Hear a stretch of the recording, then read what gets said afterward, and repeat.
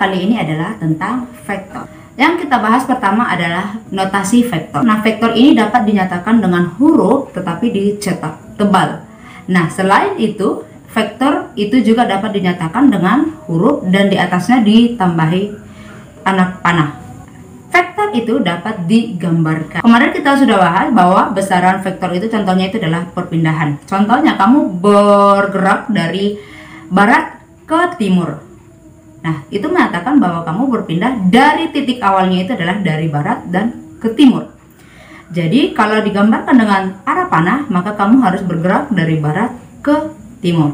Kamu bergerak dari barat ke timur sejauh 100 meter. Nah, 100 meter ini adalah nilai, tanda panahnya ini adalah menandakan arah. Nah, bagaimana ada dua buah vektor yang arahnya sama? Maka jika kamu mencari resultan gayanya, maka kamu jumlahkan karena arahnya sama. Jumlahkan vektor pertama tambah vektor yang kedua. Dan yang kedua, jikalau vektornya berlawanan, maka kamu kurangkan. Nah, kamu harus mengingat bahwa yang ke kanan itu positif dan yang ke kiri adalah negatif. Jadi, kalau ada dua buah vektor yang berlawanan ke arah kanan F1 dan F2, maka resultannya adalah F1 kurang F2. Kenapa? Karena yang ke kanan kita anggap positif F1 dan yang ke kiri adalah negatif, maka negatif F2. F1 kurang F2. Dalam penjumlahan dan pengurangan vektor, yang pertama itu dengan menggunakan metode segitiga. Contoh, ada vektor A dan vektor B. Nah, kamu disuruh untuk menentukan hasil penjumlahannya, maka menggunakan metode segitiga. Nah, pangkal ujung vektor A dan pangkal vektor B, maka resultan atau hasil penjumlahannya adalah A tambah B. Contoh kedua, jikalau kamu menjumpai soal vektor A kurang vektor B, maka ini sama dengan vektor A tambah vektor B. Mengapa sama? Karena yang pertama vektor B itu arahnya ke bawah dan sekarang arahnya ke atas, arah yang berlawanan. Ketika B arahnya ke bawah, tanda itu adalah negatif. Sehingga ketika kita ingin membuat tanda positif, maka tanda panah B kita balikkan menjadi lawannya, yaitu ke atas. Tetapi resultannya tetap sama, yaitu R sama dengan A kurang B. Yang kedua itu adalah menggunakan metode poligon. Metode poligon itu adalah pengembangan dari metode segitiga. Dalam metode segitiga itu hanya menggunakan dua buah vektor, tetapi dalam poligon itu menggunakan lebih dari dua vektor. Contohnya vektor A, vektor B, vektor C, vektor D, maka resultannya atau hasil penjumlahannya seperti ini. Oke, ingat cara penggambaran vektor: pangkal ujung, pangkal ujung, pangkal ujung, pangkal ujung, maka pangkal ujung. Oke, sama seperti segitiga tadi, pangkal ujung, pangkal ujung. Jadi penggambaran vektor poligon sama seperti segitiga, cuman di poligon dia menggunakan lebih dari dua buah vektor. Yang selanjutnya itu adalah dengan metode jajar genjang. Nah, metode jajar genjang ini sama juga menggunakan pangkal ujung, pangkal ujung. Contoh, vektor A, vektor B. Oke, nah di sini pangkal ketemu sama pangkal. Nah, kerjaanmu vektor A, dan ingat vektor itu bisa dipindahkan asal nilai dan arahnya sama. Jadi vektor A kita pindahkan ke atas, oke, dan vektor B kita pindahkan ke kanan, maka resultannya seperti ini. Tadi itu adalah cara menggambarkan vektor. Nah, sekarang bagaimana cara mencari hasil resultan penjumlahan vektor. Nah, contoh ada sebuah vektor A dan B. Kamu disuruh untuk mencari resultan vektor A dan B. Yang harus kamu ketahui adalah A dan B itu membentuk sudut siku-siku atau 90 derajat. Maka untuk sudut 90 derajat kamu gunakan untuk mencari resultan itu adalah akar dari vektor pertama kuadrat tambah vektor kedua kuadrat atau F1 F2. Maka R adalah F1 kuadrat tambah F2 kuadrat.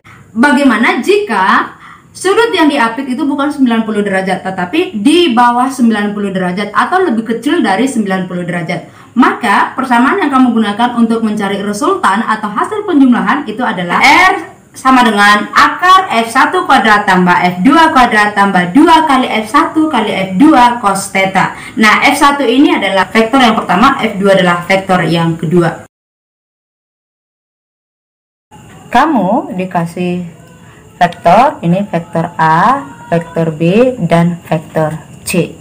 Nah, seandainya kamu disuruh menggambar resultan penjumlahan atau resultan vektor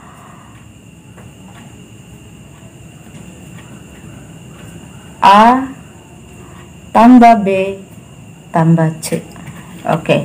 Maka hasil penjumlahannya adalah, nah ingat, A B C, berarti ini adalah positif. Nah, positif itu berarti nggak ada berubah dari posisi, dari arah yang sudah ditentukan.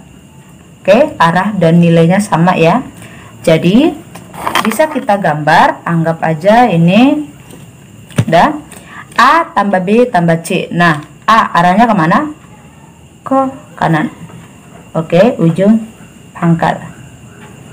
Oke, ujung pangkal. Ini adalah vektor A. Terus B, ini adalah positif. Positif B, berarti B-nya kemana? Ke atas. Berarti kita ikuti ujung pangkal, maka dari ujung ini harus kita buat lagi pangkal. Pangkal vektor B. Oke, ini vektor B. Oke, ini vektor B ya. Terus ini vektor B. Nah, sekarang A tambah B tambah C. Nah, di sini C juga dia positif. Berarti positif, tidak ada yang berubah arah dan nilainya. Ini juga ya, berarti C dia ke kiri. Yuk, lanjut ke kiri. Sini. Nih A, B. Maka dari ujungnya ini kita buat lagi pangkal vektor C. Nih C, udah. Terus berarti penjumlahan resultannya itu adalah yang mana? Oke, ini ya, pangkal ujung. Nah, di sini buat lagi pangkal ujung B, dan di sini buat lagi pangkal C dan ujung C. Inilah vektor C. Maka resultannya adalah dari pangkal ke ujung. Inilah resultan. Sekarang bagaimana jika kamu disuruh untuk mencari resultan A kurang B kurang C? Nah, bagaimana jika kamu disuruh untuk mencari resultan A kurang B kurang C? Ya, A kurang B kurang C. Sesuai dengan gambar yang pertama ini. Oke, sekarang kita lihat aja A bernilai positif, berarti dia tidak ada berubah dari sini. Maka tetap kita gambarkan dia ke kanan. Ini vektor A, anggap ini besarnya sama ya, seperti gambar yang di sini, anggap aja sama. Karena dalam vektor itu vektor bisa dipindah asal arah dan nilainya tidak berubah. Lanjut, ini vektor A. Terus ini B. B di sini sudah ini negatif. Nah, berarti kalau dia negatif berarti dia berubah arah. Nah, di sini vektor B dia arahnya ke atas. Maka di sini kita harus gambar arahnya itu jadi ke bawah. Tetapi ingat, pangkal ujung berarti dari ujung ini kita buat pangkalnya si vektor B, tapi arahnya ke bawah. Ke bawah. Inilah min B. Oke, nah yang selanjutnya min C. Nah, yang C ini C-nya kan dia arahnya ke kiri. Nah, di sini ada min, berarti dia C-nya ini berubah arah. Nah, yang ini ke kiri berarti ini jadi ke kanan.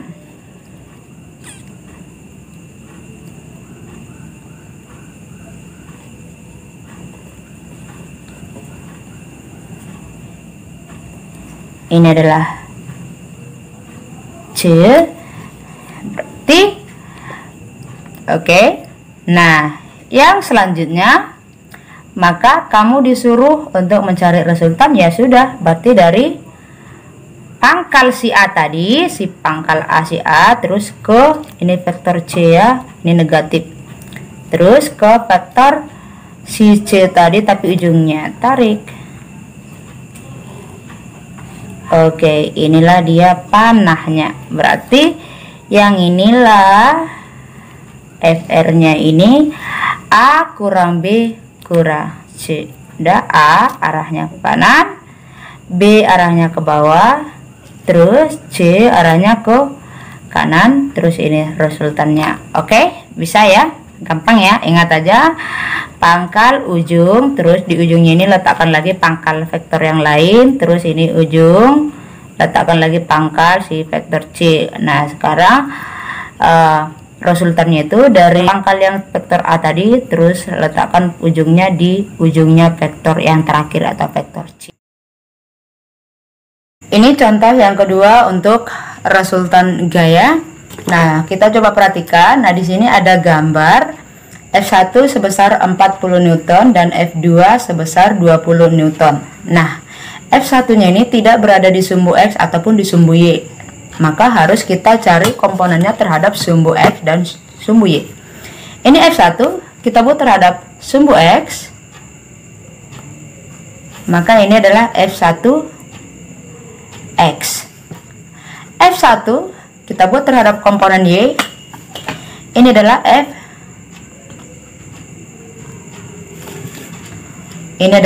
F1Y.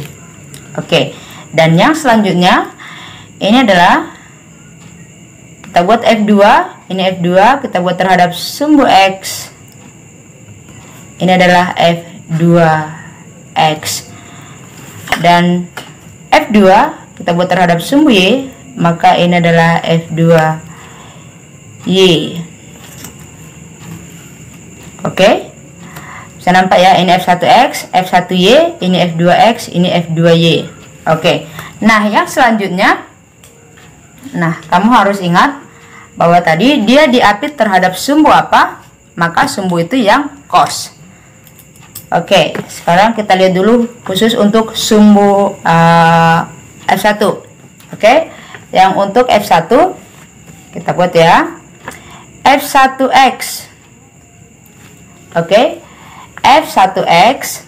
Oke, F1X, maka F1 cos theta. Berarti F1X adalah F1 cos. Kenapa kita pakai cos? Karena sudutnya ini diapit terhadap sumbu, ini sumbu X ya, terhadap sumbu X, maka yang ke sumbu X ini adalah yang cos. Maka F1 berapa? F1 adalah 40 Newton kali cos theta. Tetanya berapa? 60 derajat. Oke, 40 kali cos 60 adalah setengah. Maka 40 kali setengah adalah 20 Newton. Itu adalah F1X. Terus F1Y. F1Y, yuk. Berarti karena sudah F1X itu cos, berarti yang F1Y adalah sin. F1 sin 30 theta. Oke, F1 berapa? 40 Newton. Sin theta, tetanya berapa? 60 derajat. Oke, 40 sin 60 adalah setengah akar 3. Oke, 40 kali setengah atau 40 bagi 2 adalah 20. Oke, akar 3 Newton. Inilah untuk F1. Terus, nah untuk selanjutnya kita cari untuk F2. F2 terhadap sumbu X. Oke, F2 terhadap sumbu X. Nah, kita lihat. Nah, di sini kan yang 30 derajat ini diapit terhadap sumbu Y. F2 diapit terhadap sumbu Y, maka nanti F2Y yang cos. Oke, bisa ya? F2Y. Oke, F2Y dia diapit terhadap sumbu Y, maka F2Y-nya yang cos. Ingat ya, dia diapit terhadap sumbu apa, maka sumbu itu yang cos. Dia diapit terhadap sumbu Y, maka untuk Y inilah yang cos. Oke, lanjut. F2, nilai F2 berapa? 20 Newton. Cos theta, tetanya berapa? 30 derajat. Oke. Cos, sorry ya, ini cos 30 derajat. Oke, 20 Newton cos 30, berarti dia adalah setengah akar 3. Oke, 20 kali setengah atau 20 bagi 2 itu adalah 10. Ini akar 3. Oke.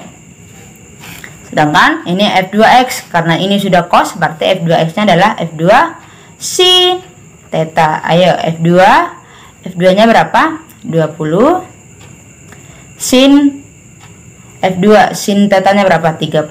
Oke.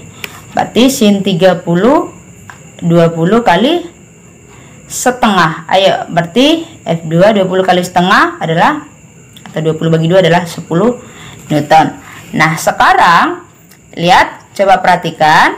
Nah, coba lihat F1X itu adalah F1X dia di sumbu X positif. Oke. Terus F1Y di mana? F1Y posisinya di mana? Di sini kan? Ini kan F1Y. F1Y yang ini dia berada di sumbu Y positif, maka positif. Terus F2X posisinya di mana? Di sini. Ya kan? Ini tadi kan hasil kita komponenkan, ini adalah F2X. Nah, yang ke sini sudah positif, maka yang ini adalah negatif. Oke, karena dia berada di posisi sumbu X negatif. Oke, lanjut. F2Y posisinya di mana tadi? F2 kita proyeksikan di sini. Nah, ini adalah posisi sumbu Y positif. Oke, maka F2X-nya ini tadi berubah tanda jadi negatif ya, karena dia berada di sumbu X negatif. Oke, nah yang selanjutnya ditanya tadi totalnya, maka kita cari usus untuk sumbu X, maka F1X tambah F2X. Ayo jumlahkan. F1X berapa? 20 Newton tambah F2X berapa? Negatif 10 Newton. Maka 20 nih, positif kali negatif 10 N adalah 20 kurang 10 Newton. Inilah untuk sumbu X. Sekarang untuk sumbu Y adalah F1Y tambah F2Y. Oke, F1Y berapa? 20 akar 3 tambah nih 10 akar 3. Oke, nah di sini kan sama-sama memiliki 2 akar 3. Nah, anggap aja ini apel. Berarti 20 apel tambah 10 apel itu adalah 30 apel. Apel tadi apa? Akar 3 Newton.